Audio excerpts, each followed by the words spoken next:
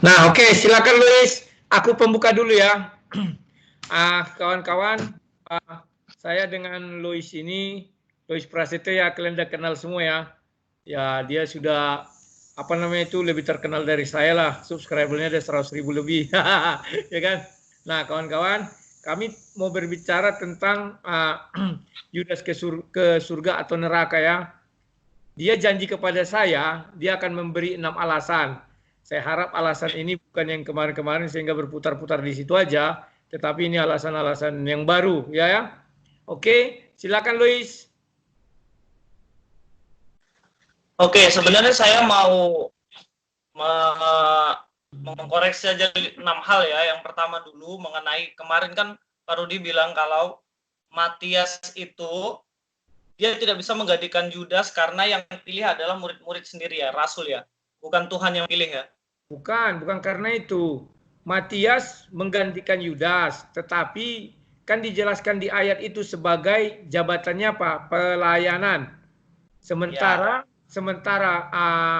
Yudas itu Lukas 22 ayat 29 ditetapkan, artinya sudah keluar SK-nya oleh Yesus, jabatannya sebagai hakim di dalam Tapi kerajaan. kan kemarin bilang kalau Matias itu yang pilih bukan Yesus toh, bukan Allah gitu loh. Ya, Yang pilih kan tidak Yesus langsung.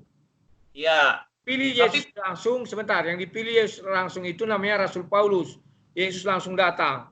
Rasul Paulus pun tidak pernah ditetapkan, dikeluarkan SK menjadi hakim di surga. Lanjut. Oke, kita bahas langsung aja kisah para rasul 1:15 sampai 26. Ya. Nggak lama, Pak. Silakan. Di situ kan jelas ya, di situ di ayat yang ke-25 untuk menerima jabatan pelayanan yaitu kerasulan yang ditinggalkan Yudas yang telah jatuh ke tempat yang wajar baginya. Ya. Kita fokus dulu kalau sebenarnya yang pilih Matias ini adalah Tuhan. Bukan hanya sekedar rasul. Orang yang itu pilih Tuhan. Yang buang undi kan orang itu. Iya, tapi ayat 24 itu kan dikatakan mereka semua berdoa dan berkata, betul. Ya Tuhan, Engkaulah yang mengenal hati semua orang. Tunjukkanlah kiranya siapa yang Engkau pilih dari kedua orang ini. Jadi antar dua orang itu, mereka para rasul bilang, yang Engkau pilih yang mana Tuhan gitu. Dan akhirnya Tuhan tetap Matias. Oke, Tuhan yang memilih Matias. Terus problemnya di mana? Oke.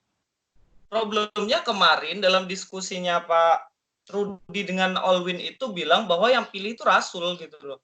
Bukan Yesus. Kalau secara alkitabiahnya memang rasul yang memilih, orang itu kan buang undi. Yang buang undi itu bukan Tuhan. Maksud saya, seperti kan ada saya buat, seperti Rasul Paulus. Artinya yang saya masukkan di situ, Yesus langsung berjumpa sama Rasul Paulus. Kalau Matias kan Yesus tidak berjumpa langsung sama Matias, tetapi orang itu yang buang undi. Tetapi kan di ayat 24 nih loh. Pekerjaan ayat 24 ini engkau pilih, benar nggak? Siapa yang pilih di sini? Itu kan permintaan atau doa, tidak langsung Yesus datang ke situ. Tetapi di situ ada mereka dibilang yang pilih siapa? Kenapa?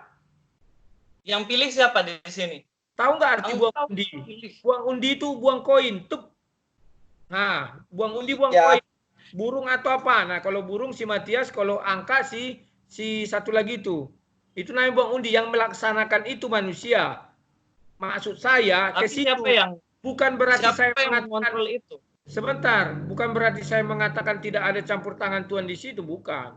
Tetapi maksud saya, makanya saya katakan ada di situ kata Paulus, artinya untuk menyamakan hal itu. Tidak seperti Paulus langsung datang. Tidak seperti Yudas langsung datang. Nah, paham ya? Tapi kan intinya kan pemilihan Matias ini di bawah izin Tuhan kan. Jadi kalau misalnya itu bukan Tuhan sendiri yang pilih, ya pasti Tuhan nggak ikut campur. Kamu pilih sendiri sudah. Rasul kok pilih sendiri, saya nggak ikut campur. Tuhan pasti bilang begitu. Kalau hanya itu dasarmu, tidak kuat untuk membuat si Yudas ke neraka, tidak kuat untuk membuat Matias ke surga, tidak kuat. Saya tidak mau bicara Yudas ke neraka dan sebagainya. Itu poin selanjutnya. Sekarang kita mau fokus dulu. Oke, silakan dulu. Silakan Tuhan. Silakan. Biar cepat silakan. Pemilihan Matias ini yang pilih ini sebenarnya para murid saja atau memang Allah juga yang pilih Matias sebenarnya? Kalau menurut ayat itu yang ambil undi itu para rasul itu. Mohon dibedakan Tuhan langsung datang seperti sama si Yudas, Yesus yang datang menyampiri. Bedakan loh kalimat saya. Yesus langsung menghampiri dengan orang itu cabut undi. Bedakan. Tapi ayat siapa yang pilih ayat 24? Kenapa? Saya baca sekali lagi ya. Ya. Ayat 24. Mereka semua berdoa berkata, ya Tuhan, Engkaulah yang mengenal hati semua orang, tunjukkanlah kiranya siapa yang Kau pilih dari kedua orang ini. Tunjukkan. Iya. Pilihlah. Jadi ketika koin itu diundi, berarti memang pilihan jatuh ke Matias itu memang Tuhan yang mau. Gitu ya, loh. Tuhan yang menunjuk, silakan saya bilang. Tetapi bukan Yesus langsung datang. Ingat, bukan Yesus datang situ loh. Bedakan cara pemilihan Yudas. Pemilihan Yudas langsung Yesus yang datang. Pemilihan Paulus langsung Yesus yang datang. Pemilihan Matias, Yesus tidak hadir di situ, tetapi mereka meminta campur tangan Tuhan. Dan mereka buang undi itu buang tos. Ya, tapi intinya siapa yang pilih? Tuhan toh? Mereka, para murid, karena mereka yang mentos. Loh, begini. Kalau itu jelas loh, yang pilih Tuhan loh. Enggak dibilang situ Tuhan memilih, Tuhan menunjuk. Minta petunjuk. Loh, kamu petunjuk. Beda dengan Tuhan memilih. Sebentar. Carikan ayat untuk petunjuk-petunjuk. Gimana sih? Bedakan cara. Loh, begini loh Luis. Kamu harus bisa membedakan proses pemilihan Yudas dengan Matias. Tuhan tidak ada di situ, Yesus tidak ada langsung. Bedakan loh. Yang saya maksud itu. Oke. Sekarang saya tanya, ketetapan untuk Yudas itu masuk surga atau neraka? Loh kan sudah dibilang Yesus masuk surga. Aku menetapkan. Lukas, kita buka Markus 14 ayat 21. Apa? Markus 14 ayat 21. Oke, Markus 14. Ayat 21. Bapak baca sudah. Sebentar. Markus 14 ayat 21. Oke, silakan. Anak manusia memang akan pergi sesuai dengan yang tertulis tentang dia. Akan tetapi celakalah orang yang oleh anak manusia itu diserahkan. Adalah lebih baik bagi orang itu sekiranya ia tidak lahir. Apa yang mau dipermasalahkan di situ? Nah, akan tetapi celakalah orang olehnya anak manusia itu diserahkan. Nah, yang serahkan anak manusia Yudas. Lah, arti celaka memangnya apa? Ketetapan Tuhan untuk Yudas itu celakalah itu. Ya, celaka artinya apa? Tidak ke neraka kan tidak? Dong. Hah? Celaka ya binasa dong. Loh, arti celaka itu apa? Arti binasa itu apa? Nah, ini kan dibilang celakalah orang yang olehnya. Nah, celaka itu apa? Coba sekarang aku kasih ayat mengenai celaka. Gimana sih? No. Fokus di ayat dulu. Fokus di Markus 14. Sebentar. Karena dirimu sudah mengasih satu argumen, aku juga ngasih argumen dong. Sebentar. Sudah. Ini. Coba dibuka Matius 24 ayat 19. Matius 24 ayat 19. Ya. Coba dibaca.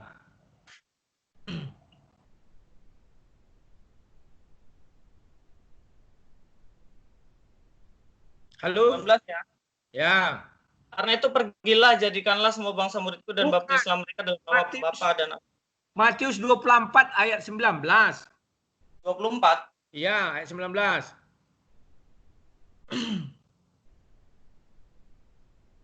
Celakalah ibu-ibu yang sedang hamil atau yang menyusukan bayi pada masa itu. Berarti semua ke neraka itu. Loh. Itu celaka itu yang dibilang apa di situ? Alangkah ngerinya, bahasa Indonesia sehari-hari ya, alangkah ngerinya hari-hari itu bagi wanita yang mengandung dan ibu yang mengasuh dan menyusui bayi. Cek di ayat yang tadi, kita lihat. Jadi, tunggu dulu. Ayat itu menjelaskan apa? Bahwa semua ibu-ibu pada hari itu, termasuk bayinya semuanya celaka. Karena mengandung itu ada bayi di dalamnya loh. Iya, maksudnya gini, celaka yang dimaksud itu kan sesuatu yang ngeri. Iya nggak? Oke, pegang kata-katamu sesuatu yang ngeri ya. Bukan ke surga, ke neraka ya. Ayo masuk ke argumenmu tadi, gimana?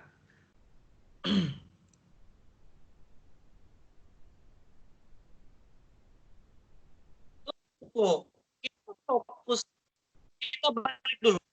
Aku nggak mau kemana-mana. Markus 14:21 dulu. Balik. Ya udah, buat. Kita sudah punya pegang ya. Tadi ada kata celaka itu. Markus 14 ayat 21. Ya.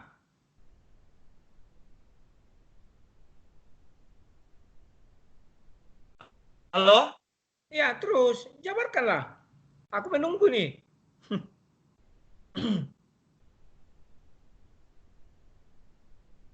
Dijabarkan aja. Halo? Halo, iya aku sudah dengar. Enggak, suaramu agak ya, oke. Lanjut. Tapi kan dibilang di Markus 14 ayat 21, akan tetapi celakalah orang yang olehnya. Aduh, sorry jaringanmu kayaknya nggak bagus ke tempatku. Oke, ulang. Halo, lanjut. Nggak bagus ini. Putus. Penyakit. Yesus itu adalah celaka, benar nggak? Tunggu, ulang. Tadi suaramu nggak ada, putus itu, gambarnya aja mati. Halo, ulang. Sampai mana, Kak? Nggak tahu. Ayo, celakalah tadi, celaka, ayo. Ya, kata celaka, jadi rancangan dan ketetapan untuk Yudas ini ya celaka, tidak baik gitu. Karena dia apa? Mengkhianati. Di ayat sini kan dibilang mengkhianati gitu loh. Yudas mengkhianati, dia dikasih celaka. Terus kok dibilang kalau dia itu mendapat ketetapannya adalah mendapatkan tahta, ini bagaimana? Itu kontradiksi sama ayat ini loh, Pak. Bukan saya yang bilang. Siapa yang bilang? Lukas 22 ayat 9. Lukas 22 ayat 9. Coba dibuka. Lukas 22 ayat 9. 29. Lukas 22 ayat 29. Coba baca. Lukas 22 ayat 29. Coba dibaca. Ya.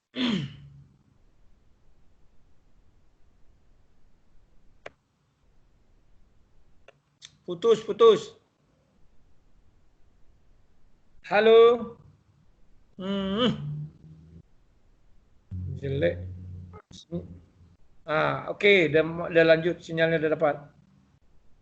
Ayo coba dibacakan aja. Putus lagi. Dah, lanjut bacakan. Iya, di ayat 29 kita harus baca sampai dari ayat 28 dibilang, kamulah yang tertinggal dengan aku. Dalam segala pencobaan yang aku alami, dan aku menentukan hak-hak kerajaan bagi kamu. Nah, kemarin kan dibilang bahwa di sini Yudas dia ikut dalam pencobaan apa? Dia melarikan diri, bunuh diri gitu loh. Loh, itulah pencobaan Yudas. Bahwa dia sudah ditetapkan akan menjual Yesus, menyerahkan Yesus. Itu kan pencobaan bagi dia itu. Gimana sih? Aneh. Sekarang gini, dia setia sampai mati nggak Yudas? Setia sampai akhir. Loh, batasan daripada karya keselamatan itu dijatuhi hukuman mati.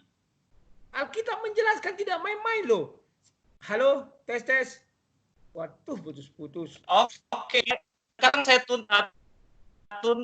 tuntut ayatnya. Di mana dibilang bahwa karya keselamatan itu sampai Yesus dihukum mati. Ada nggak ayatnya? Anak manusia akan diserahkan. Kalimat itu gimana sih? Kita baca Yohanes 11 ayat 25 sampai 26. Kamu baca berulang-ulang ayat itu tapi tak mengerti bahwa anak manusia akan diserahkan. Titik. Tidak dibilang di situ dicambuk di ini. Mana manusia akan diserahkan. Itulah tugas Yudas. Baca Alkitab lengkap, nggak boleh sepenggal. Baca Yohanes 11. Tunggu, baca dulu, aku ulang dulu. Tadi putus. Ulangi dulu apa Lukas 22 ayat 29. Yohanes 11 ayat 25. Sebentar, ini sinyalnya tidak bagus. Ulangi dulu Lukas 22 ayat 29. Biar jelas.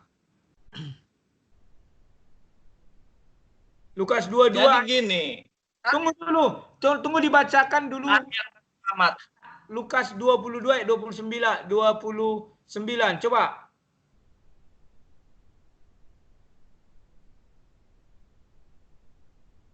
Lukas 22 ayat 29. Dan aku menentukan hal kerajaan bagi kamu sama seperti Bapakku menentukan bagiku. Kamu akan makan dan minum dulu. Samalah murid-murid ini dengan Yesus, disamakan Yesus. Kan sama seperti aku katanya.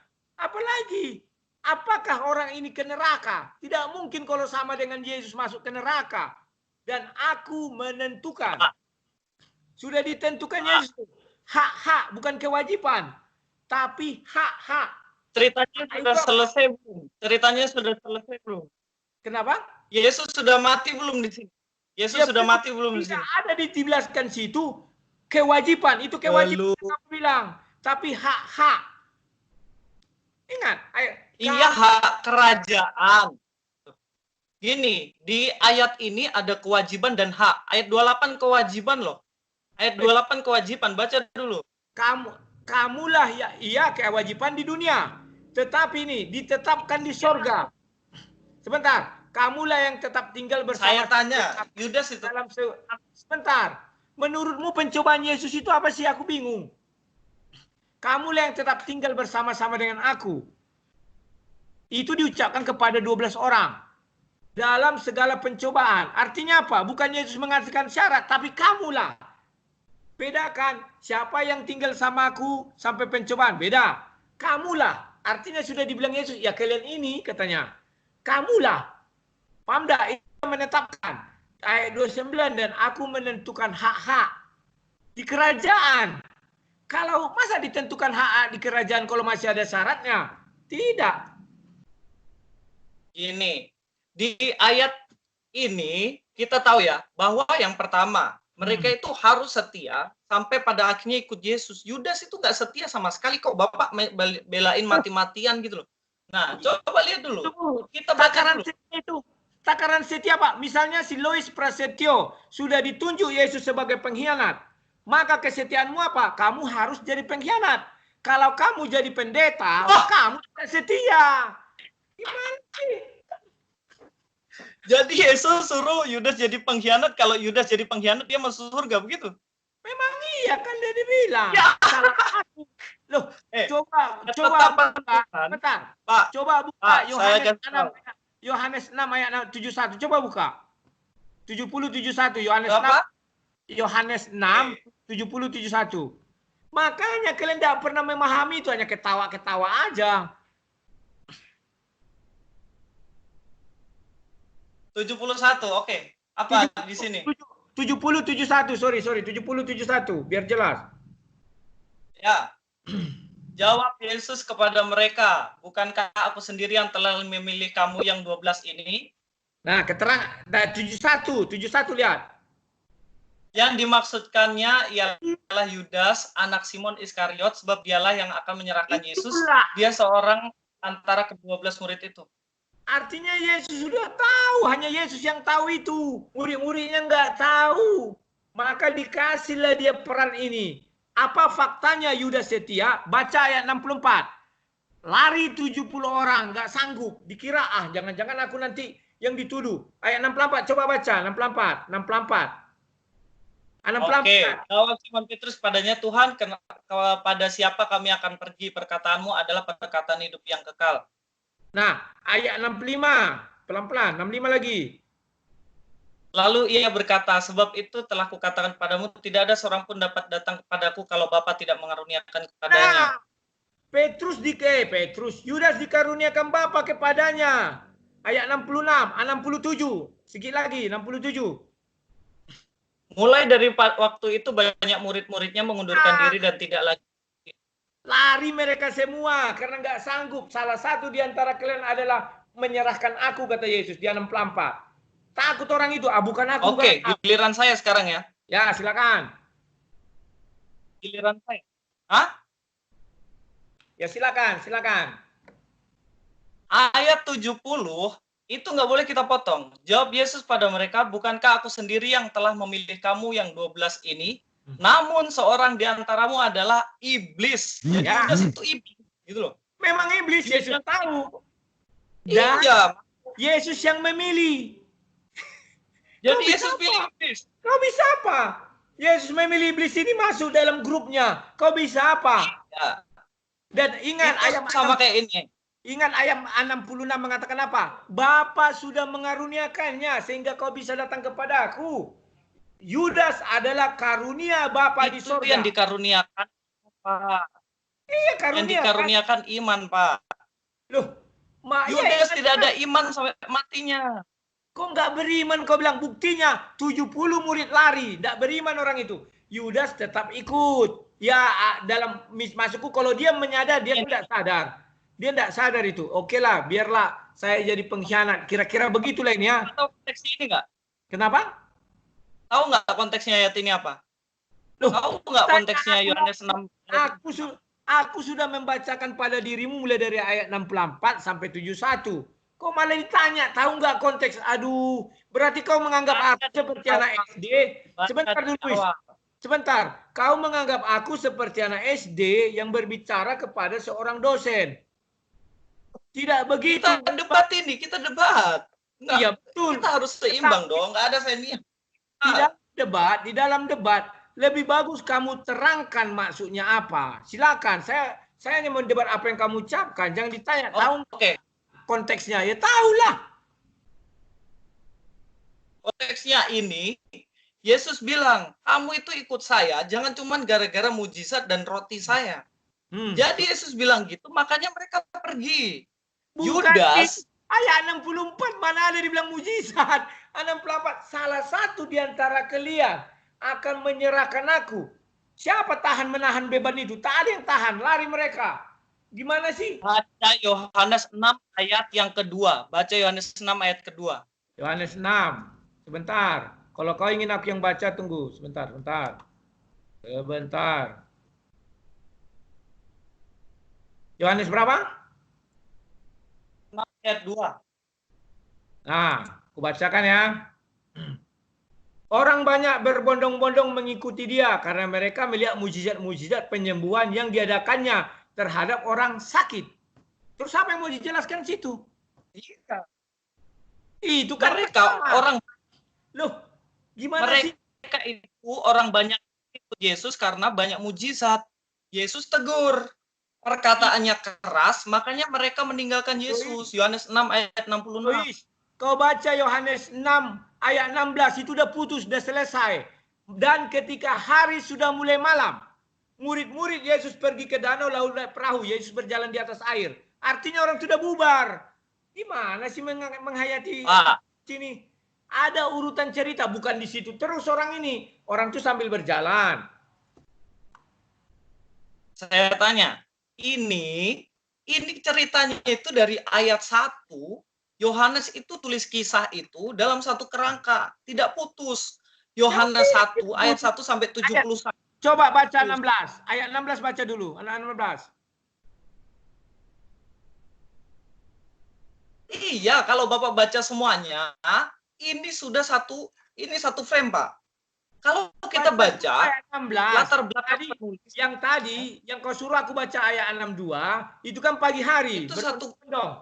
Ya, baca ayat 16. Ini sudah beberapa hari nih, bukan hari itu juga. Ayat 16, dan ketika hari sudah mulai malam. Dan artinya terus pergi ke danau, lalu naik ke perahu. Artinya sudah bubar yang tadi siang itu kan. Tinggal murid-murid naik ke perahu. Apa bisa orang masuk ramai-ramai ke perahu? Apa hubungannya sama ayat 66? Nah, lihat bacaan terusnya. Kan ada perikopnya. Ayat mulai dari 25 sampai 59 itu tentang roti hidup. Ada perikopnya, ikuti. Murid-murid mengundurkan diri di Galilea. Itulah judulnya. Yesus tadi itu bukan di Galilea ya. Ayat 1 itu baca. Itu di berangkat seberang danau. Yaitu Tiberias. Ayat Yohanes 6 ayat 1 di Tiberias. Ingat ya, Tiberias. Setelah itu mereka menyeberang ke Galilea. Tahu konteks dekat atau konteks jauh nggak?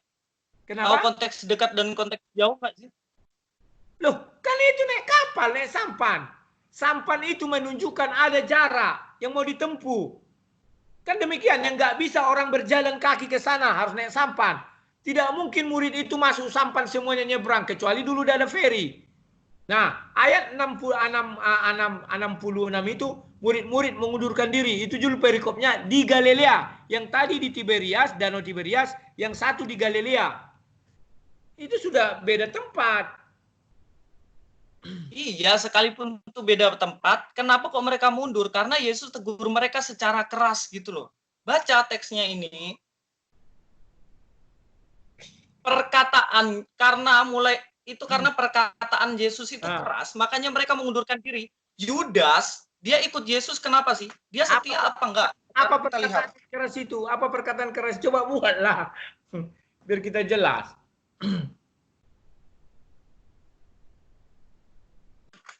Loh. Bapak sudah baca teks ini belum sih? Ayat 61. Ayat 61. Ya, bacalah. Ayat 60 dan ayat 61. Sesudah mendengar semuanya itu, banyak dari murid-murid Yesus yang berkata, perkataan ini keras, siapakah yang sanggup mendengarnya? Yesus yang di dalam hatinya tahu bahwa murid-muridnya bersungut-sungut tentang hal itu berkata kepada mereka, adakah perkataan itu mengguncangkan imanmu? Dan selanjutnya akhirnya ayat 66. Mulai dari waktu itu banyak murid-muridnya mengundurkan diri. 62 dulu, 62. Kan Yesus masih belum berkata. Bagaimanakah kalau kamu melihat anak manusia naik ke tempat? Oke. 62 apa? 60. Ya kan di situ perkataannya keras, makanya ayat 66 itu banyak yang mundur. Bukan karena itu, baca 60. Yesus kan bertanya, berkata perkataan ini keras, siapakah yang sanggup mendengarnya? Yesus bertanya sama murid-muridnya. Masih bertanya. Lalu Yesus bertanya lagi. Yesus dan yang di dalam ayat Yesus tahu bahwa murid-muridnya itu bersungut-sungut tentang hal itu. Mereka berkata kepada mereka, adakah perkataan itu mengguncang imanmu? Ditanya lagi. Ya kan? Dan bagaimanakah jikalau kamu melihat anak manusia naik ke tempat di mana ia berada? Dijelaskan Yesus. Bagaimana kalau kamu melihat anak manusia tempat berada? Bingung orang itu kan. Ini yang mengguncangkan iman. Baru masuk ayat ke 63, roh yang menghidupkan. Itu sudah selesai. 64, tetapi di antaramu ada yang tidak percaya. Dibilang Yesus, di antara kalian ada yang tidak percaya. Sebab Yesus tahu dari semula siapa yang tidak percaya. Dan siapa yang akan menyerahkan dia. Nah itu. Artinya Yesus, sekalipun kau murid Yesus katanya kan, kalian ada yang tidak percaya. Ini yang membuat orang tidak kuat. Bubarlah semua. Jadi jelas toh, mereka meninggalkan ini karena perkataan yang keras. Yudas masih ikut. Yudas iblis. Nah, kenapa Yudas masih ikut? Markus 14 ayat 4. Ya, Markus 14 ayat 4. Yudas itu otaknya itu nggak mau percaya Yesus dan nggak mau ikut Yesus sampai akhir. Baca. Bela pengkhianat. Kenapa? Janganlah bela-bela pengkhianat. Saya tidak membela. Kitab suci yang mengatakan demikian. Kok jadi aku yang membela? Itu tuduhan lo itu. Sebentar, itu tuduhan lo, Luis. Kita bicara kitab suci, usahakan kitab suci itu yang berbicara. Jangan keluar perkataan-perkataan yang tidak penting. Contohnya membela pengkhianat. Aku tidak membela. Kalau kalian punya argumen yang bagus, lawan. Kan aku bilang. Sampai saat ini kalian tidak bisa menunjukkan siapa pengganti Yudas di atas tahta. Markus 14 ayat 4. Ya baca. Ada orang yang menjadi gusar dan berkata seorang kepada yang lain, untuk apa pemborosan minyak narwastu ini? Itu yang bilang Yudas. Iya. Yudas. Terus karena otaknya Yudas cuma duit saja. Ya terus apa urusannya? Bahkan dia iblis kata Yesus. Tapi Yesus memilih. Terus apa urusannya? Terus. Ya, sampai akhir hidup ini otaknya dia cuma duit dan dia tidak mau percaya sama Yesus. Iya, terus apa urusannya? Bahkan Yesus mengatakan dia iblis pun dia santai. Apa yang mau dijelaskan di situ? Iya, pertama Yudas itu iblis. Kedua, Yudas itu sudah ditentukan untuk celaka. Ketiga, Yudas itu dia pikirannya cuma uang dan uang. Iya, Judas pencuri semua, yang nggak masalah. Terus apa yang mau dijelaskan situ? Baca ayat 8 dan 9. Nah, di situ ini udah pernah aku jelaskan. Ayat 8 mengatakan, Yudas bunuh diri, berarti dia sudah. Masa pengikut Yesus bunuh diri? Tidak ada itu. Siapa bilang nggak ada? Baca ini. Tunggu dulu ya. Baca ayat 7. Kisah para rasul ayat 15 sampai 16. Saya jelaskan saja. Tunggu sebentar, ayat yang kamu kasih tadi. 1 ayat 15. Ayat yang kamu kasih tadi kan putus satu ayat. Dirimu bilang harus dibaca selanjutnya dan sebelumnya. Lanjutkan ke ayat 6. Tetapi Yesus berkata, biarlah dia. Mengapa kamu menyusahkan dia? Yesus membela Yudas. Biarlah dia. Loh, Yesus bela perempuan. Coba baca. Baca. Kamu bilang perempuan ya, pegang kata-katamu. Biarlah dia. Mengapa kamu menyusahkan dia? Ia telah melakukan satu perbuatan yang baik kepadaku. Karena orang-orang... Yang berbuat baik siapa? Sebentar, ayat 7. Karena orang-orang miskin selalu ada padamu, dan kamu dapat menolong mereka. Bila mana kamu mengandalkannya, tetapi aku tidak akan selalu ada bersama kamu. Ayat 8. Ia telah melakukan apa yang dapat dilakukannya. Tubuhku telah diminyakinya sebagai persiapan untuk penguburanku. Aku berkata kepadamu, sungguhnya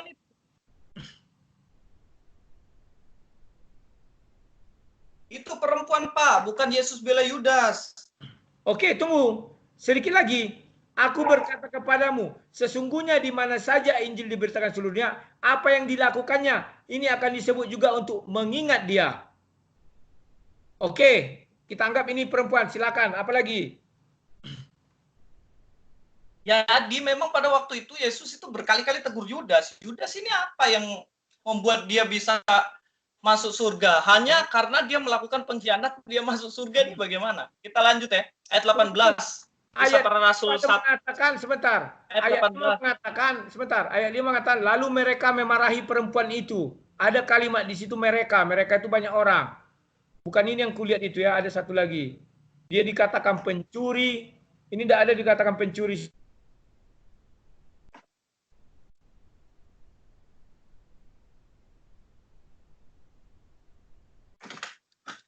Kita lanjut kisah para Rasul 1 ayat 18 saja, Pak. Terakhir ini. Silakan. Terakhir. Ayat 18, kisah para Rasul 1 ayat 18.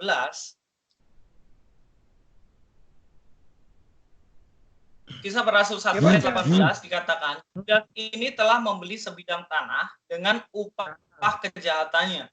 Upah kejahatan maksudnya dia jual Yesus ya. Lalu ia jatuh tertelupuk dan perutnya terbelah sehingga semua isi perutnya tertumpah keluar. Nah, kita lanjut di ayat yang ke 25. Untuk menerima jabatan pelayanan yaitu kerasulan yang ditinggalkan Yudas yang telah jatuh ke tempat yang wajar baginya. Jatuh ke tempat yang wajar artinya upah dari kejahatan itu dan juga kesalahannya dia ya memang dia sewajarnya di mana ketika dia mengkhianati Yesus. Upah dari dosa adalah alam maut, kematian. Ya, betul. Ya sudah, dia di tempat yang sewajar baginya di alam kematian. Terus apa yang salah? Iya. Memang dia dimati dan Abraham. Tidak ada sama sekali indikasi dibilang Yesus menganugerahkan keselamatan kepada Yudas. Yohanes 3 ayat 16. Itu diucapkan sebelum Yudas mati. Lukas 22 ayat 29 dan 30. Kenapa sih susah kali? Kecuali sudah mati dia tak diucapkan itu atau diucapkan itu benar. Yudas tidak akan ke surga. Ini sudah ditetapkan dia. Aku menentukan hak-hakmu di surga. Sudah ditentukan. Apa lagi yang mau kita bilang? Bisa kita cabut itu. Tuhan tidak bisa kok kau tentukan itu penjahat itu. Kenapa? Pak, yang berhak untuk menerima hak tahta mereka yang percaya Yesus sebagai Tuhan dan Juru Selamat itu yang Yudas ini nggak percaya Yesus. Buka bagaimana dia bisa dapat hak? Sebentar, buka dulu tahta itu. Syarat yang kamu bilang itu harus percaya Yesus dan Juru Selamat itu di mana? Buka. Menentukan tahta itu ya. Jangan kita tambah-tambah kitab suci. Tuh, bukan menambahi. Gini loh Pak. Bukan di situ kita bisa beberapa hal. Ya, apa hal itu? Buka. Lukas 22 ayat 29. Dan aku menentukan hak kerajaan bagi kamu. Sama seperti bagiku menentukannya, Bapakku menentukannya bagiku. Apa syaratnya sini? Ayat berapa? Lukas 22 ayat 29 tadi masih. Lukas 22. Ayat 29 sama 30, 28, 29, 30 bisa. Silakan.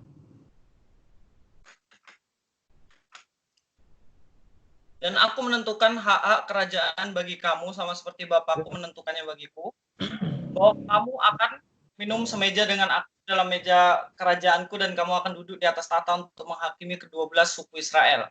Nah, Terus perhatikan, di sana sudah ditentukan siapa-siapa yang ke surga. Ibaratnya sudah dikeluarkan SK-nya, sudah ditentukan. Ini loh SK-nya, kamu yang 12 orang, itu tidak sembarangan ya, disebutkan. Sebentar, tahta itu tidak 11 sembarangan itu sampai disebutkan akhir. 12. 11 murid itu sampai akhir.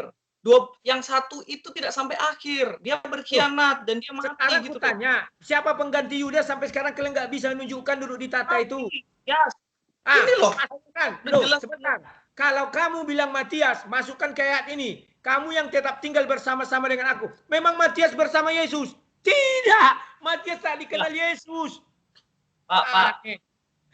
Bapak itu kutip Lukas itu kan ceritanya belum selesai. Iya. Kau bilang belum selesai. Dengar.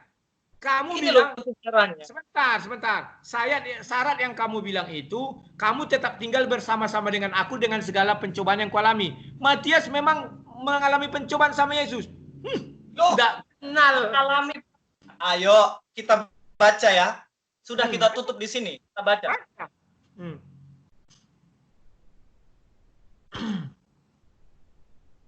Kita baca ayat 19. Bacalah. Hal itu diketahui oleh semua penduduk Yerusalem sehingga tanah itu mereka sebut dalam bahasa mereka sendiri Hakaldama, artinya tanah darah. Itu Yudas sudah mati. 20 sebut ada tertulis dalam kitab Mazmur, biarlah perkemahannya menjadi sunyi dan biarlah tidak ada penghuni di dalamnya dan biarlah kejabatannya diambil orang lain, supaya jabatannya diambil orang lain.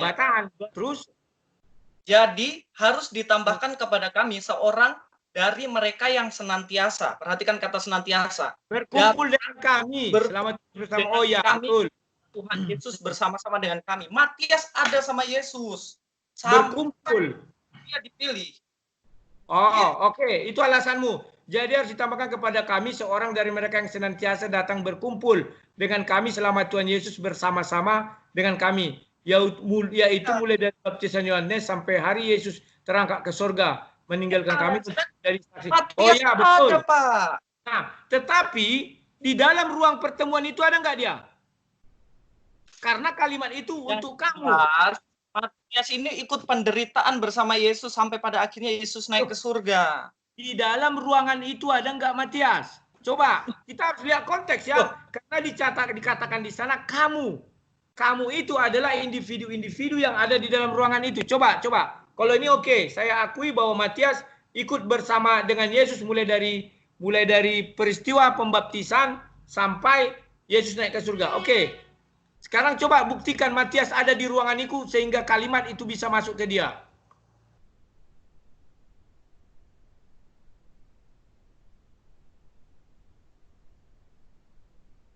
Di mana? Loh, di mana? Ya nggak tahu, aku carilah. Kalimat itu kan diucapkan dalam perjamuan malam. Kamu katanya. Artinya orang-orang itu sudah ditentukan. Cari, ada nggak Matias di antara orang itu sehingga dia bisa menggantikan tahta itu? Kita nggak ada urusan ada nggak ada dia. Yang jelas juga astaga, putus-putus. Jabatannya udah digantikan. Ya, jabatan apa? Jabatan jadi apa? Gini. Ayat 25 dijelaskan, jabatannya jabatan pelayanan. Selesai, jangan ditambah-tambahi. Jabatan hakim tidak dikasih sama dia. Jabatan hakim nggak ada lah di sini. Kok nggak ada? Sama. Makanya di Lukas 22 ayat 30 itu hakim dia di surga. Bukan jabatan hakim dikasih, tapi pelayanan.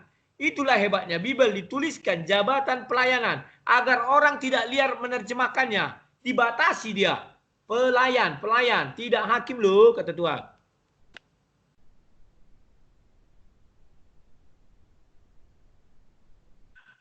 Aduh. Oke. Ini loh. Oh. Tapi saya harus puji bahwa memang sang debaters memang luar biasa untuk debat. Loh, terus ya ditangga aja. Jadi apa sih maksudnya, kurang jelas apa? Jabatannya itu udah digantiin gitu loh sama Matias. Jabatan rasul itu hanya jabatan di bumi. Jabatan Yudas itu di tahta kerajaan sorga sebagai hakim. Bedakan jabatan di bumi dengan jabatan di sorga. Tahta kerajaan sorga itu hakim loh. Bagaimana Yudas mau jadi hakim sedangkan dia aja nggak setia sampai akhir? Loh, kan sudah kita bilang. Dia sudah setia sampai akhir. Menyerahkan aku, kata Yesus. Bukan dibilang Yesus sampai aku tersalib. Menyerahkan aku. Anak manusia akan diserahkan. Itulah misinya. Sampai akhir dia ikut. Dia nggak lari seperti 70 murid. Yang tidak setia justru Petrus. Kalian tidak pernah membuka ketidaksetiaan Petrus. Petrus tidak setia, tapi dia itu setia, Pak, sampai akhir. Dia memang tidak setia di situ. Habis itu dia bertobat, dia setia sampai akhirnya disalib. Kok berganti sih? Tidak setia tapi setia. Aneh. Pertama, dia tidak setianya waktu dia menyangkal Yesus 3 kali. Dia tidak setia. Tetapi setelah itu Yesus datang kepada Petrus. Petrus bertobat. Dia sampai pada akhir hidupnya, dia sampai mati, dia setia ikut Yesus. Judas itu ayat bertobat. Coba tunjukkan di mana dia bertobat. Kasih tahu dulu aku di mana dia bertobat. Mau kulihat ayatnya. Yohanes 21. Tuh, banyak, Pak. Salah satu indikasinya Yohanes 21 ayat 19. Loh, Yohanes 21 itu setelah Yesus bangkit. Sebelum Yesus wafat, Yesus mengatakan, Bapa ampunilah dia, mereka. Artinya Petrus itu diampuni Yesus. Andai kata tidak diampuni Yesus, Yesus tidak akan datang kepada orang yang menyangkal dia. Nah, itulah. Makanya itu kan salahnya, jangan salah. Kekeliruannya Bapak itu paham keselamatan itu hanya sampai kematian. Karya keselamatan nggak sampai kematian, Pak. Sampai mana? Sampai kebangkitan Yesus dong. Sampai kenaikannya. Ya? Sampai naik ke surga, itu yang benar. Iya. Nah, betul, sampai kebangkitan, sampai naik surga. Bukan hanya sampai di kematian. Loh, saya bilang sampai kematian, karena sebelum mati, Yesus kan berkata, Bapa ampuni. Itu pengampunan loh itu. Keselamatan. Bagi orang-orang yang tidak mengerti akan apa-apa. Hah? No, bagi orang yang percaya, Pak. Loh, masa orang percaya tidak tahu apa yang dia lakukan? Oke, bagi orang percaya. Yohanes 3 ayat 16. Yohanes 3 ayat 16. Apa itu? Karena begitu besar kasih Allah akan dunia ini, sehingga ia telah mengaruniakan anaknya yang tunggal, supaya setiap orang yang percaya kepadanya tidak binasa. Itu salib. Itu salib. Disalibkan. Dan mati. Ini tidak. Yang ku bilang tadi adalah, bentar. Yang ku bilang tadi adalah ucapan Yesus, Bapa ampunilah mereka, sebab mereka tidak tahu apa yang mereka kerjakan. Itu. Berarti Herodes masuk surga juga? Herodes bukan masuk surga, tetapi dia diampuni, dia masih hidup. Setelah diampuni, dia buat dosa, dia mati. Diampuni dosanya. Kenapa? Kenapa lu? Berarti Herodes dosanya diampuni juga, masuk surga? Iya. Setelah diampuni, dia bersih dosanya. Sudah. Tetapi dia kan buat dosa lagi. Apa buktinya? Dia mati. Artinya berdosa. Kan itu aja. Apa susahnya sih? Nah, Yudas, dia diampuni. Dia sudah mati, tak bisa buat dosa lagi. Selesai. Sama dengan orang yang di samping Yesus. Dia diampuni, dia tidak buat dosa lagi karena sudah mati. Tetapi Pilatus diampuni. Dia berbuat dosa lagi, ya masuk neraka dong. Urutan-urutan lihat. Petrus setelah diampuni Yesus, dia buat dosa nggak? Mati, buktinya mati ada dosa. Gimana sih? Upah dosa adalah kematian. Kematian di situ itu kematian kekal, Pak. Loh, upah dosa kok kematian kekal? Kematian ke kuburan itulah upah dosa. Buktinya orang berdosa yaitu masuk kuburan. Upah dosa ialah maut. Maut yang dimaksud di situ tidak hanya kematian fisik, tapi kematian kekal juga. Berarti kamu tidak percaya dong dosa waris. Saya percaya dosa waris, tetapi Nah, dosa kamu saya kan sudah percaya, Yesus di kayu maka salib. yang dimaksud di situ adalah kematian kita. Yang tidak mati Henok dan Elia, dia tidak dikubur, tidak mati. Mohon dibedakan. Kematian kedua itu nanti lain lagi, tetapi kematian yang pertama adalah masuk ke tanah itu dikubur, kembali ke tanah. Itulah dosa waris kita. Dosa pertama mati, dikuburkan, kembali ke tanah. Yang kedua nanti masa penghakiman, itulah kematian kedua di neraka. Jadi tolong. Jadi upah dosa itu, Pak.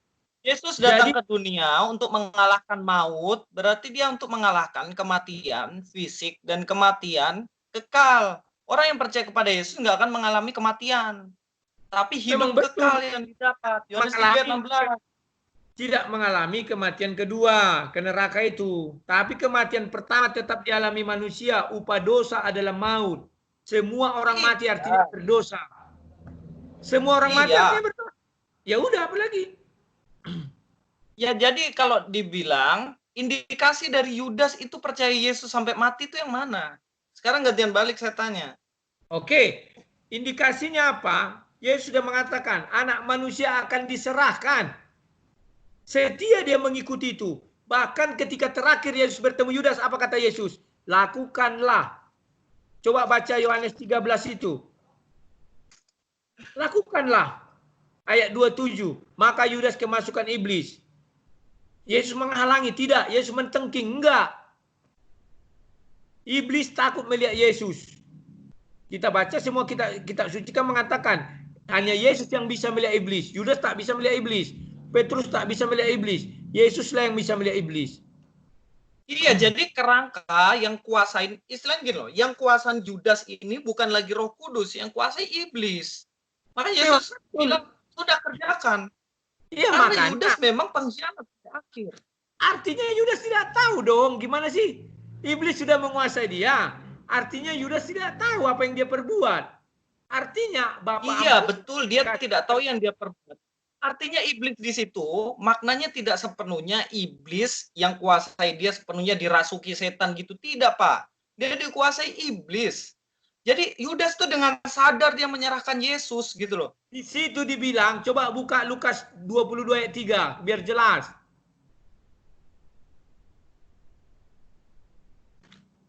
Dua ayat berapa? 3.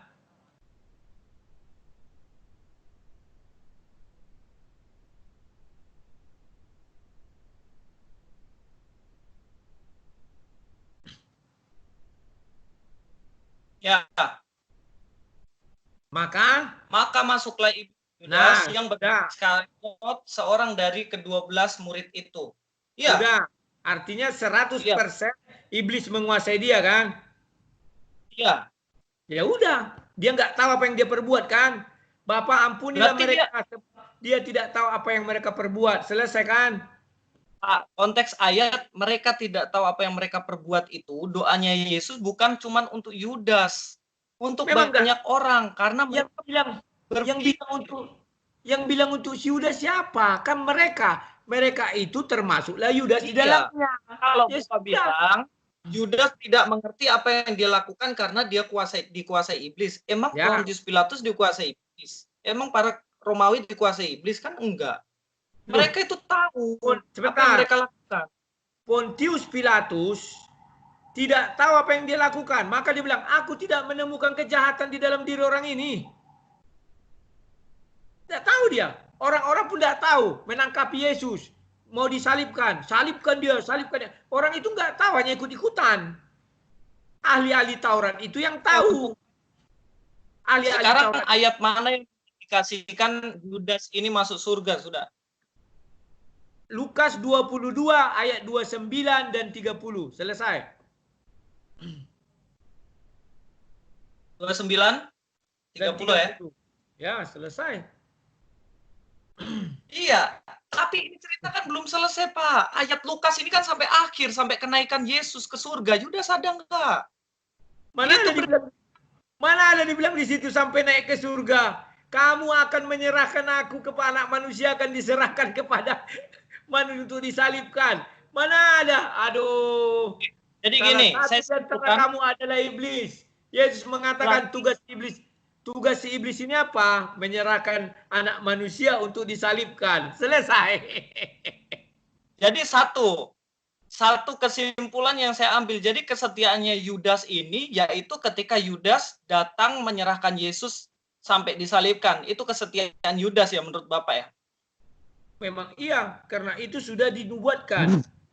Anak manusia akan diserahkan oleh kamu seorang dari kalian pengkhianat. Selesai. Kalau Yudas mau dia lari aja.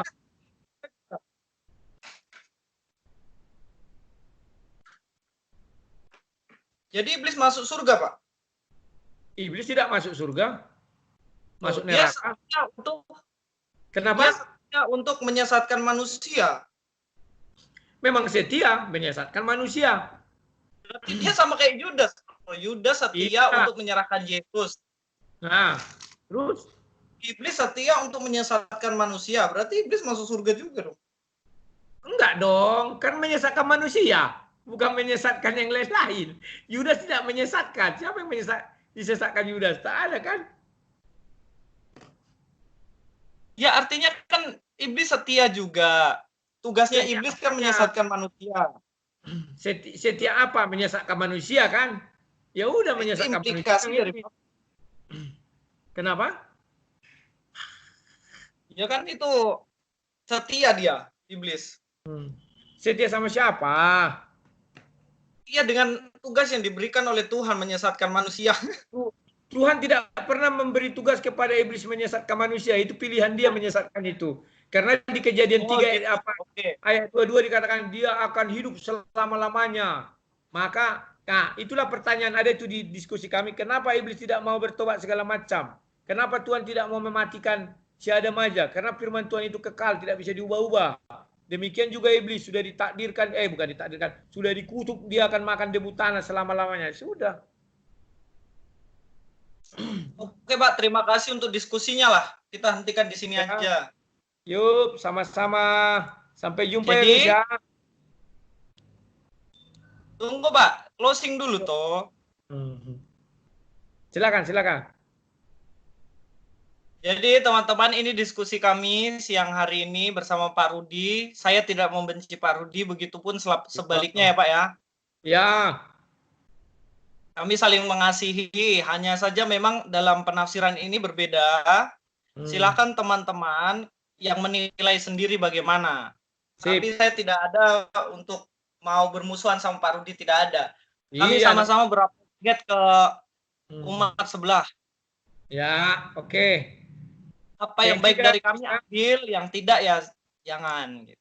Dari kami maksudnya. Sampai jumpa Luis. Sampai jumpa Pak, Tuhan berkati. Ya. Yuk.